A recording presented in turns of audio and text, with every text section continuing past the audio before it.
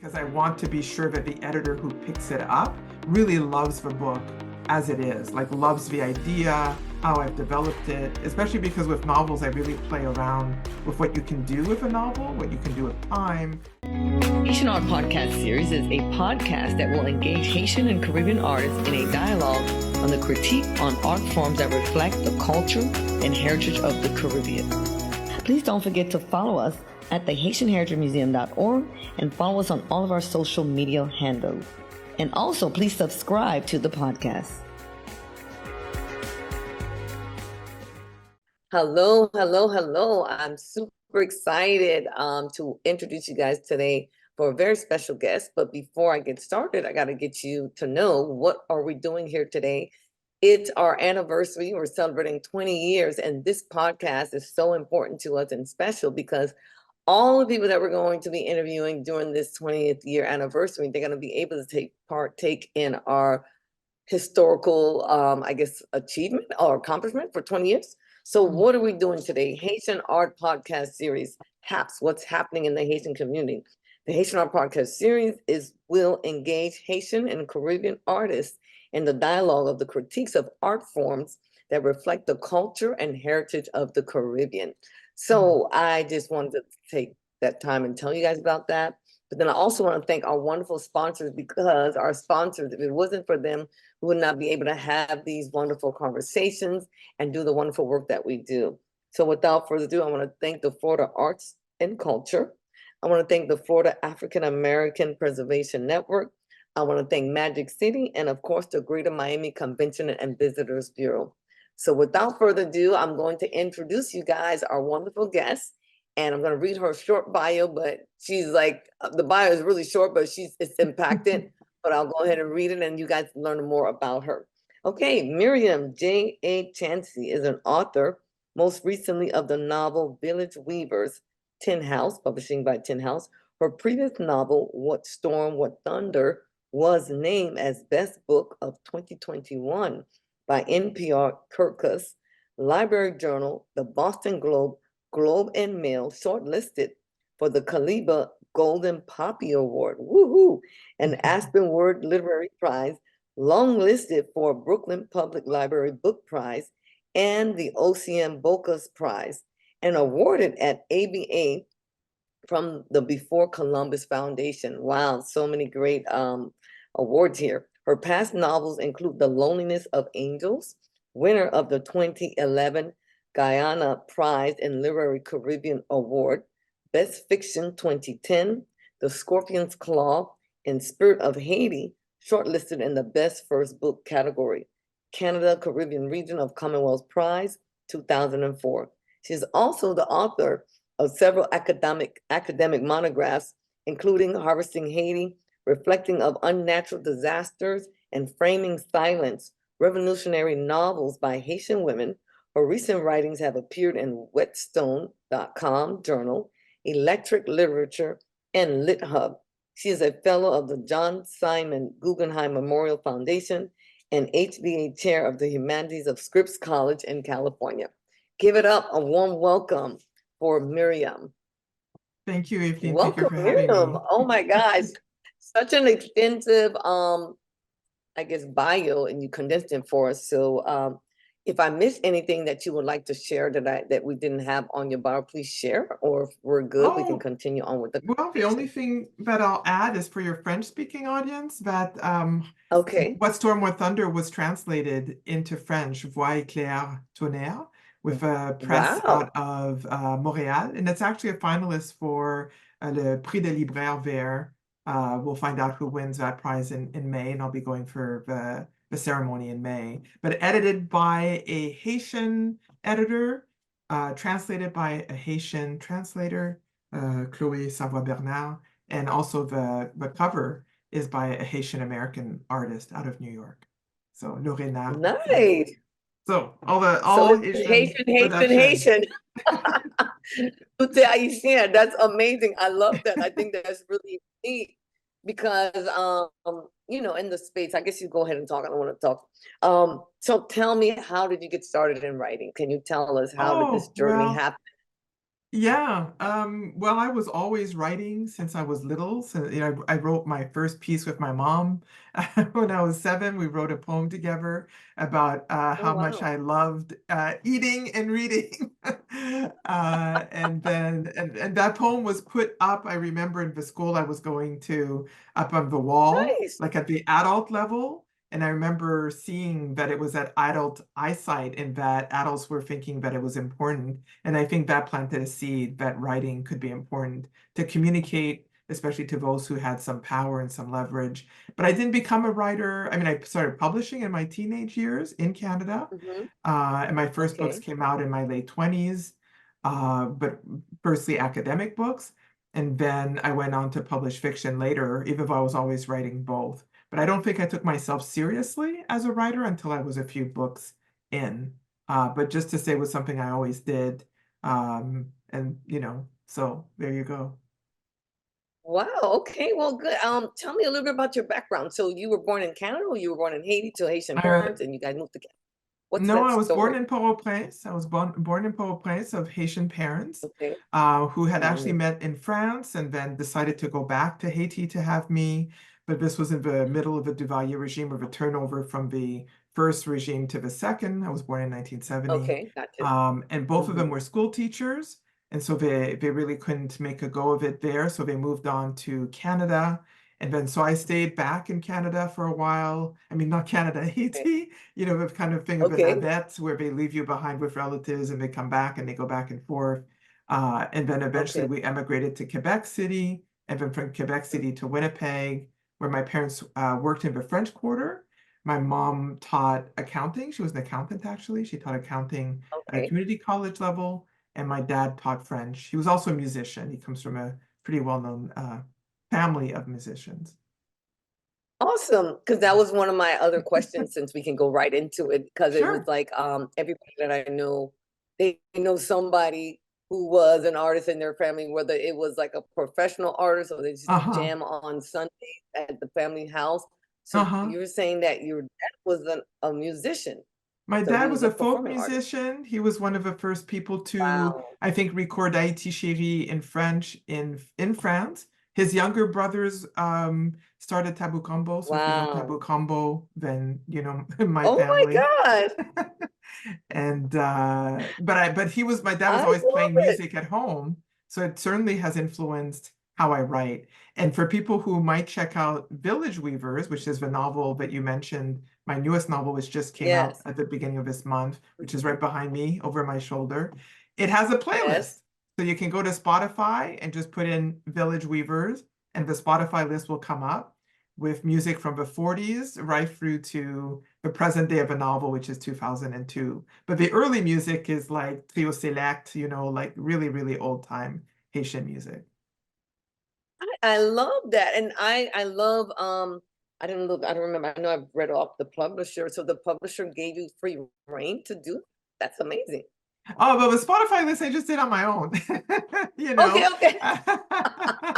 But you can find I was it. You like, can wow, find I gotta it. check out this publisher. They're very But they are very great. avant-garde. I published with Tin House and they are fabulous. The only thing I couldn't do was Okay. include lyrics from some of the music because some of it is by, well-known people like the Rolling Right, right, Stones. right. And so, a small house can't pay for you to like reproduce those lyrics.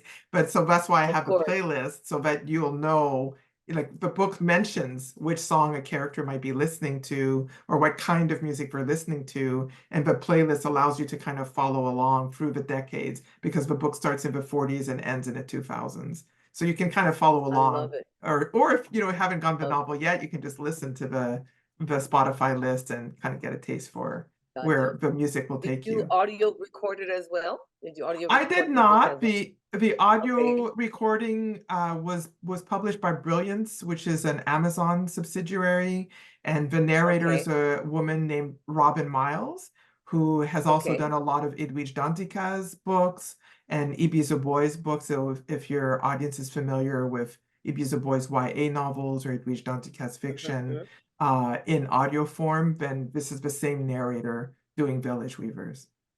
People ask me if Okay, I great. why I don't do my own because I do readings. They're like, "Oh, I love your voice," but Yeah, One you have an day. amazing voice. I mean, it's a Thank you. lot of work, but It's a I lot of think you, work. I think my voice would yeah, it's give a lot out of work. because I was sent a copy of the audio and it's 14 and a half hours. And I'm like, oof, Yes, it's a lot. it's a It's a lot. lot. So why don't we talk about how you take an idea Mm. from conception to an idea and then Oh, walk the audience through yeah. how they can get published? Because a lot of times I know a lot in Oh, our community yeah, go self-publish, right? sure. And it's funny because I started off as self-publishing and then they Hmm. picked up the book like, oh my That's God, we loved it. wonderful. And I'm like, oh, Yeah. this is cool. So kind of tell people that process. Yeah, I think it really As a 'cause depends. you do traditional publishing, correct? Excuse me. You Yes. do traditional publishing. Okay, so Yeah, kind of my walk people my through that. my Mhm. books that are academic or Harvesting Haiti, which is essays, are published by what are called academic presses, which are usually connected to university presses. And you send them a Yes. proposal, and then they ask for a certain amount of chapters or the whole book, and then they send it out Yep. to blind reviewers, and then the editor gets the feedback from the blind reviewers, and then they either ask you for more revisions or they publish, or they even put it under contract, but then you still have to do some revisions. And it can take 1 to 2 years before a book comes out with an academic press. For Yes. fiction, it's a little bit of a different process. Some people work on spec, so they'll write a proposal, send it through their agent to a press. So usually you need an agent. I have not had an agent with most of my books. Wow, I've been lucky in congrats. some Me ways. either.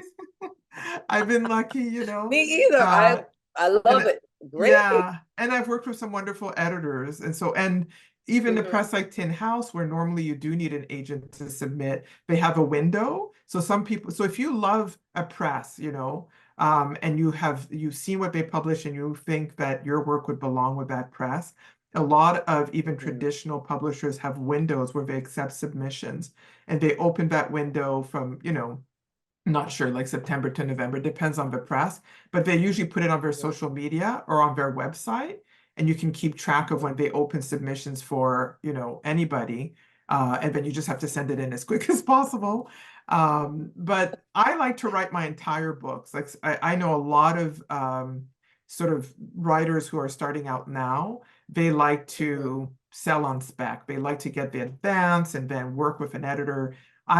Maybe Yeah. it's because I've been publishing for a long time. I like to write the Mhm. entire book, and I like it to be pretty close to what I want it to be before I send it out Yeah. to people to read or to an editor, because Mhm. I want to be sure that the editor who picks it up really loves the book as it is, like loves the idea, how I've developed it, especially because with novels, I really play around with what you can do with a novel, what you can do with time, Mhm. chronology, the voice. So I want to make sure I have a good fit and not somebody who's going to say, oh, we love your idea, but we want you to rewrite the whole thing. So that's dangerous in a way because you could end Very. up, yeah, because I have one novel which was just reissued as a 20th anniversary edition in the Mhm. fall with SUNY Press. But Mhm. originally I wrote it in, I think it was 1995, and it was published in Mhm. 2005. So it took 10 Wow. years before it was published, or 94, Wow. 2004, since 20th anniversary Yeah. is, yeah. So, yeah, I mean, I think the most important thing is to write. And then when you're getting started, to start with small journals, like literary journals, and get feedback Yes. from editors. That's how I started. Because the more feedback you get, the more you can figure out what you're doing right and also what maybe you need to keep working on. If 5 editors tell you that your voices are not believable, you need to think about why 5 different editors are telling you that. If some Mhm. editors are telling you they love how you use setting, I'm talking about fiction, of course, then you Right. know that that's something you have to really retain in your work. So sending Mhm. work out, getting feedback, and then if you're doing books, you can eventually get an agent and then have them place your work for you. But I'm 10 books in, and we'll see if I get another agent. I've had agents off and on during my career, but for the most part, Right. I've sold my own work. So Okay. I love it. I love it. I think it's so important that you tell people how to get published because yeah. I think it's a grueling process because I know like even when I started and then I joined an organization for children book authors, writers, Oh, and illustrators. It wonderful. was great. Yeah. Yeah. because they allowed you to submit your script, and they Mm. gave you like different critiques and everything, and the agents were like in the room. And that's And then for great. me, and it was so funny that you said that you like to write your book completely. Yeah. And that's what happened. They kept trying to change the book. And I was like, Yeah. no, I have an audience that I'm trying to reach, and Yeah. I need this book to be that. And so I Exactly. wanted to do the traditional route, and then I end Right. up doing the self-publishing, but I'm so happy that I did it anyway, because that was Yeah. truly an experience. It was an Yeah. You experience. probably learned a lot. However, Yeah. I learned a lot, but then what Yeah. was great about it, that I got picked up by, Right. the That number one, happens. Yeah. publishing company that published Yeah. children's books, and my target audience is children. So Yeah. that was really, really amazing. And I think that's important that I love the Yeah. fact that you write your entire book. Yeah, because So tell even me like about that process. y- Go ahead. go ahead. Oh, I was just going to add that it's important because when I couldn't sell, so the very first novel I wrote, I did have an agent and they couldn't sell the book, even though they got great editorial feedback for it. And then Oh, I thought, oh no, what do I do? I just wrote the next book. Oh, it wasn't Spirit of Haiti. It's a book that came out later called Scorpion's Claw, was the first novel I actually wrote. And it was published in the okay, UK eventually, you know. Uh, okay. so so if you write, you're a writer, you just have to keep writing and then, Right. find a place for it. But you were going to ask me a question about process. Yeah, yeah. I was saying that you said you're a writer, you keep writing. So are you like a disciplined writer? Because it's like for me, even though they tell me you gotta write every day, at least journal, what have you, I don't do that. Yeah, It's like I I get an don't do that idea, it just either. drops in my spirit, and I just write the I feel book. the same way. Maybe that's the Haitian way. Maybe that's the Haitian I think it's way. the Haitian Yeah. way. But I spoke to It's another true. writer who was very famous, Edwige Nanticat, because her Yeah. house was down the street from the museum, but she moved back to New Okay. York. Yeah. And she used to say, like, after everybody's gone to bed, she was like an early morning writer, like I three am o'clock in the too. morning, 4 o'clock. Yeah. Some Yeah. people do that. Me, it's just like I just get it. I'm like, oh my God, it's such a great title. Or I'll see somebody. I'm, oh my God, it's Yeah. such a great title. I have over 100 titles, put it Yeah, that yeah, way. yeah. So I'll start I book. keep I notes. I started, keep notes. yeah, Yeah, I keep notes and okay, I keep different journals, I have to say, like for different projects, but then I gotcha. keep forgetting which which journal is for what project. I'm writing all over the place, but and when I'm in Mhm. a project, then I'm disciplined. Like when the Yes, idea takes off, when the characters come to me, but just as you said, when my yes, spirit moves me and you know the feeling, you get this feeling like you're onto something yeah, and you feel really yes, inspired and like, wow, this is electric. And it doesn't matter what yes. other people think. And in fact, I don't tend to talk to people about my work because the more I talk about something that isn't completed, the more it starts kind of Mhm. withering away. So I don't talk Right. about it. I just work on it. And that's when I'll also get up like at 4 in the morning. I usually, if I'm in a project, I work between 4 and 7 or 7 and 10. And then I go back to bed, Mhm. you know. Yeah. But otherwise, if I'm not in a project, I'm not working Mhm. all the time because I think that would be exhausting for one thing. Mhm. But I also Mhm. think that some of writing is reflection. It's listening to people, it's reading other books, it's letting, Yeah. your mind work out some problems. And then, you are in a way writing, but it's a different part of a process. I love that. I love that. And that kind of leads us to our next question is, who else do you listen to or you read? Like what Oh, artist, writer that you listen to, or ooh, who I'm you, trying to think. enjoy reading? Yeah, I Yeah. listen to a lot of music, that's for sure. Okay. It's a kind of a range. I'm thinking I could look at my Spotify now. Sade is my mainstay. So if you follow me on Okay. social media, you'll see I put a lot of things to Okay. Sade music because I love that. Okay. Okay. But I still listen to Haitian music, of course, and I listen to people who are kind of innovating. I listen to a lot of jazz. And with this Okay. novel, I wrote about the expo of 49 to 50. And a lot of jazz Uh-huh. musicians went to Port-au-Prince during that time. So I was listening to Miles Yes. Davis Yes. and Dizzy Gillespie and Martha Jean-Claude, who became famous in that Wow. period. I actually turned out because, I helped my parents downsize a few years ago when my mother Uh-huh. was a little bit ill. And as I was working on the novel, I looked back at what I had taken from their house. Well, it was given. I didn't take anything. But one of the They things belong was in the museum, excuse me. no, but I had an original LP, Martha Jean-Claude LP. And I was like researching her, and then I saw the cover of the LP from the late 40s, and I had it in my house. And I have a record Yeah. player, and I could play it while I was writing. As far as what I'm Wow, you have reading, a record player? That's so I have a cool. record player. An old, That's so like cool. the kind we used to have as kids, right? The two Yeah. colored, and you just open it up. I don't have anything fancy, but it Wow. plays the records. But as far Wow. as reading, I read a lot of Caribbean Mm-hmm. authors, Haitian Okay. too. I mean, I read people like Yannick Okay. Laens and Gary Victor, who are still in Haiti. But I Right. also read Caribbean writers from the Anglophone Caribbean. And because I was raised in Canada, I'm still reading a lot of Canadian authors as well. Okay. Yeah, and I teach, so I'm always reading what I teach as well. Okay, great. So do you teach what is it? History, writing, or what I do you teach teach? Caribbean literature. I teach Caribbean women's Okay. literature. No, I'll Nice. tell your audience two books I would highly recommend they read from the Anglophone Caribbean: Praise Song for the Widow by Paula Marshall, and Okay.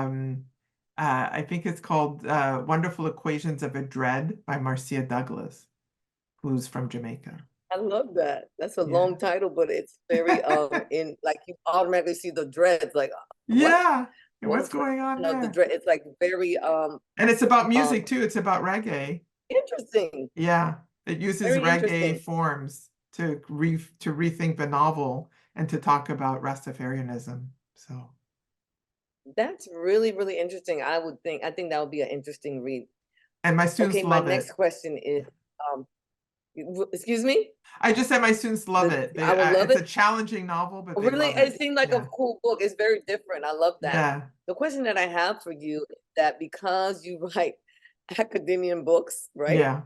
And then you also write novels, like how do you switch your brain off to do that? Because I kind of started like that. I started doing, Ah, well, I don't say that. I didn't write any novels. I did self-help book with oh, Brian Tracy. I was on that track, ah. like Okay. whatever. And I love that. And then we published Uh-huh.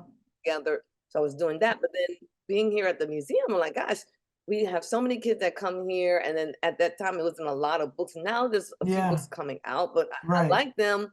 I don't really like the illustration. I'm like, we're gonna do Haitian books. Let's do them nice so the kids Yeah. can have a great sensory, appreciation of those books. So how do Sure. you switch that off from being like a So academic? Because that's something yeah. completely different, and then you do like your novel. So tell me, how do you do that? Well, what helps is that I'm a literary critic. So I'm reading novels and I write on novels by other Caribbean people, mostly women writers. And so it helps. So I'm always studying the novel form as I'm thinking Mhm. through how I'm going to write my next novel, you know? And so for me, it's not that I turn anything off, actually. It's just that I'm doing something, I have a different purpose for how I'm writing in one genre or the other, but they actually feed one Gotcha. another, you know? So if I'm I doing love research that. on one side, some of that research will spill over into the other. One example is that the last novel, What Storm, What Thunder, was on the 2010 earthquake. And for, Mhm. audience members who have read it, there's a section, one character is in Rwanda, and people might think, well, why, does she have a character in Rwanda? And it's Mhm. because I was working on another book called Autochtonomies, a strange title, but it's what I got a It is Guggenheim for.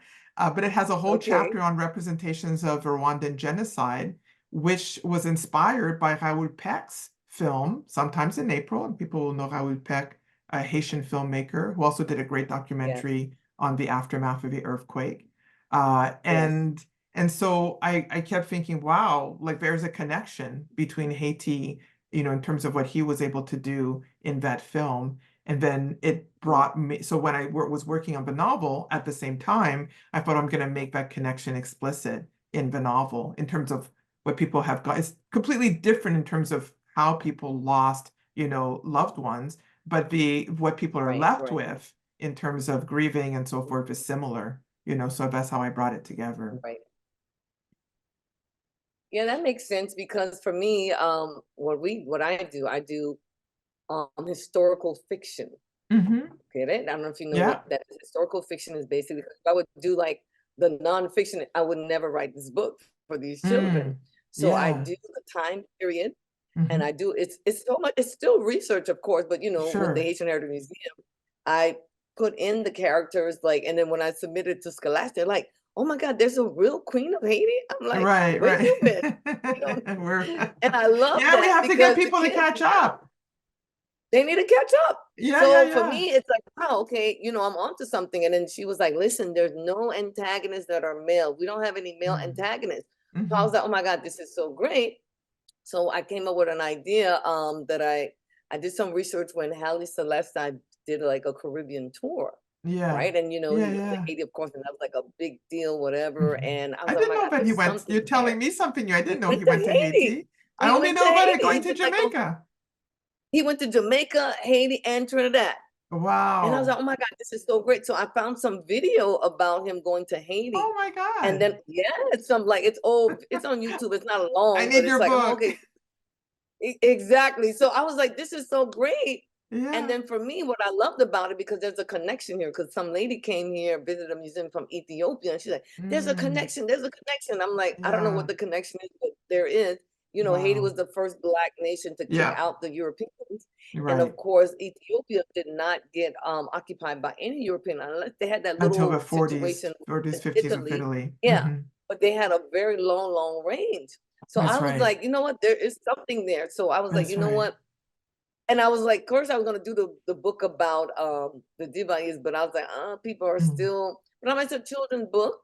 And I've Yeah. been in contact with the wife, but she doesn't want to do anything. I was like, lady, Mm. listen, you're about to, you need to like let this stuff go so we can tell it from our point of view, Yeah, you yeah, know? And then yeah. I'm like, oh my God, you know, we're hearing about the stories, but we don't know how true they are, because they make it seem like you Right. guys were notorious. I mean, I guess you have to Right. look at the perspective. But anyway, Yeah, yeah. I just feel like everything kind of coincides with whatever you're doing in a totality way, Yeah, because yeah. you're not just like a speck, you're like a whole You're person. And part I of, think, you're you know, you have connected to the whole history. We have the whole lineage. history. And Yeah. yeah, and it's so important. And it's so funny that kids love the history of Haiti. And they're like, and Yeah. it's funny because they were like, can I be a queen? Can I be a king? I'm like, of course you can. Yeah. So I love to see the kids, and I love the historical fiction, because now the kids, they get the information, you do the Right. artist summary, and then they get to go and research more Right, about these absolutely. different And topics. I feel the same So way that's about why I my love it. fiction, even though my fiction is for Yes, adults. I feel absolutely the same yes, way because I try to do a deep dive into historical moments that a lot of non-Haitian adults don't know about. And even some yeah. Haitians either don't know, don't remember, or they know a little bit of it, but not the whole thing, which is why, for example, I wrote Mhm. about the expo in Village Weavers because a lot of people don't know about it. But my grandfather was one That of was a the big deal. foremen who built the buildings. Yeah.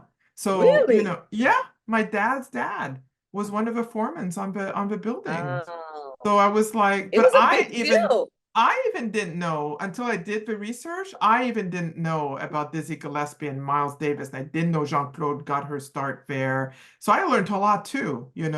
But that's the point. It's like Wow. that as an author, you do the research and then you figure out how to tell the story so that other people can join that story and know more as well. So I love doing historical fiction. And actually, most Caribbean writers, that's what we're doing. We're supplementing the historical record that doesn't have us in it. Right, right. And I love that, because the beauty of the historical fiction, you get the color outside of the lines and still be, That's inside true. the lines, you know? I That's true. love It's that, because true I and not just feel true. like, no, it's not true, because Yeah. again, you want to make it as Made close it to the time accessible. period. Mhm. Yeah, but Yeah. I do believe that when people read this, they're like, oh my God, because I was doing some research, some other novelists, they were Caucasian, right? I forget who they were, and they were the Mm. only ones that were doing novels about Haiti. You Mm. gotta know who I'm talking about. I was like, what? I This think is so. what The they one who wrote? did the series on Louverture, on the revolution No, and this was no. one about something Haiti. I forget what it was Oh, called. I And don't it's like know. I kind of came across it. Was like an old book back in the Oh, 60s. I think oh, with this one. was it the comedians? Graham Greene? He has that one novel on Green. Haiti, on the Yes, yes, Duvalier it was regime. him. Yeah. Yes, yes, It's actually an yes. interesting So I novel. I didn't have read taught them. it. Okay, I've okay. read it I and I've haven't read taught it. it, and it's actually quite interesting because I think he's British, and it's but it's about the Americans mostly. But if you read it Yeah. now and compare to what's happening in Haiti today, it's actually, and I've taught it like in the 2000s. It's actually quite Mm-hmm. interesting because it's a critique of the ways in which Haiti has been intervened with by foreigners, you know. So Wow. it's actually quite interesting. It's worth reading, but it's not the same as Okay. reading a Haitian. Yeah. I was Yeah, like, yeah, I can't get. I mean, I saw it because I was doing some research and it came up, and I'm like, oh, yeah, this is very interesting, but I didn't get yeah, into it. But I'll read it since you yeah. said to read it. Okay, I love it. The time kind of went by really quickly. I guess I would like to ask you, um, if you had one thing to share with Mm, an up and coming writer, yeah. what would that be? Read. That's my one word, because I occasionally I teach writing occasionally, not so Yes. much creative writing, more critical writing, but I find often that my Hmm. students are not prepared to read and to read critically so that it improves their writing. And what I've learned myself, and that's why I was saying earlier that being a literary critic really helps my creative writing, because I'm always examining what I think works or doesn't work in other people's novels.